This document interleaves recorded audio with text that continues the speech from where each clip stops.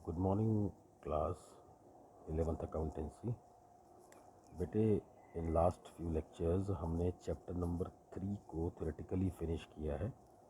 उस chapter number 3 में मैंने आपको बताया था कि what is the difference between accounting concepts and conventions. आपको बताया था कि जो 3 कन्वेंशंस हैं, ये 3 कन्वेंशंस क्या होती हैं, these 3 conventions. After these 3 conventions हमने बात करी थी 11 कॉन्सेप्ट्स की जो अंडर द प्रिंसिपल्स आते हैं। Well, these are the 11 concepts. बेटे, after learning all the portion in theoretical part, मैंने आपको कई बार बताया बच्चों कि चैप्टर तब तक ख़त्म नहीं होता है जब तक आप उसका थ्योरेटिकली पार्ट करने के बाद एक्सरसाइज फिनिश नहीं करते। तो हमने हर लास्ट लेक्चर उसकी एक्सरसाइज का लिया है। मैंने कई बार आपको बताया जितने पेज का आपका चैप्टर होता है उससे ज़्यादा पेज की एक्सरसाइज होती है। तो सबसे पहले as usual short answer questions है। बेटे, इन क्वेश्चंस को पढ़िए। कुछ क्वेश्चंस के आंसर्स दिए हुए हैं और कुछ क्वेश्चन के आंसर्स बुक्स में हैं।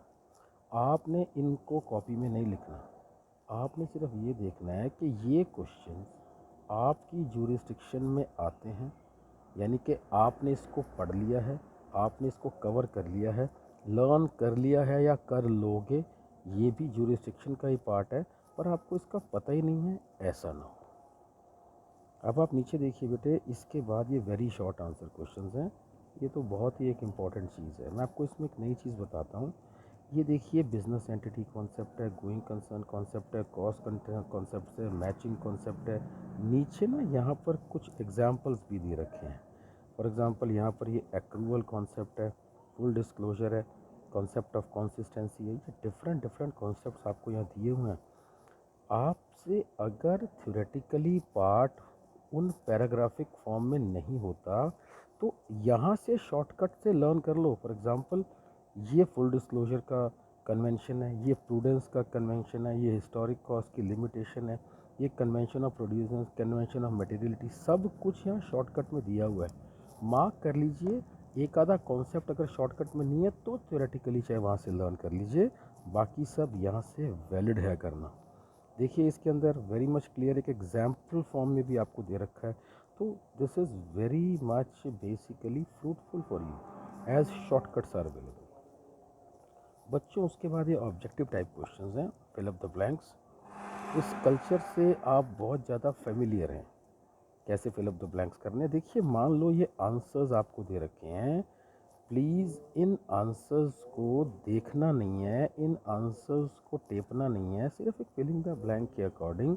जैसे फिफ्थ फिलिंग द ब्लैंक है, क्या आप मेरे लेक्चर को सुनने के बाद ये वाला फिफ्थ आंसर ऑटोमेटिकली दे पाते, क्या खुद दे पाते?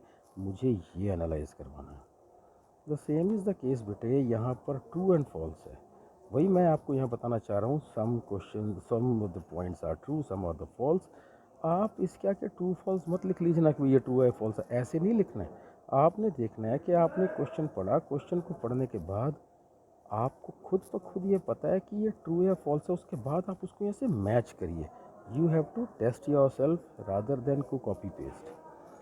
देखिए बेटे, ये लाइफ लाइन कह लो कि आजकल कोई भी एग्जामिनेशन में ये MCQ पार्ट है।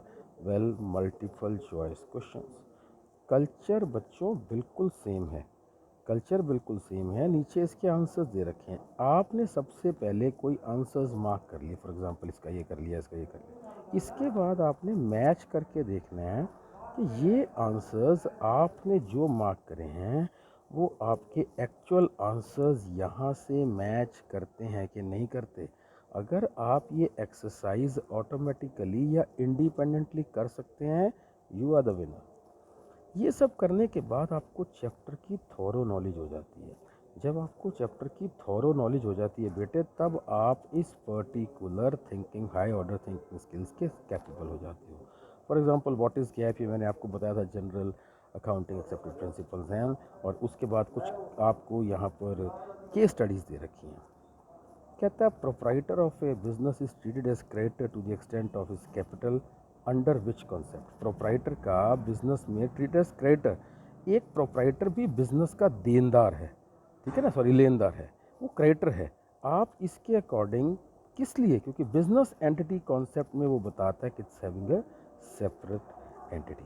अब आप फॉर एग्जांपल यहाँ की छठी केस स्टडी देखिए।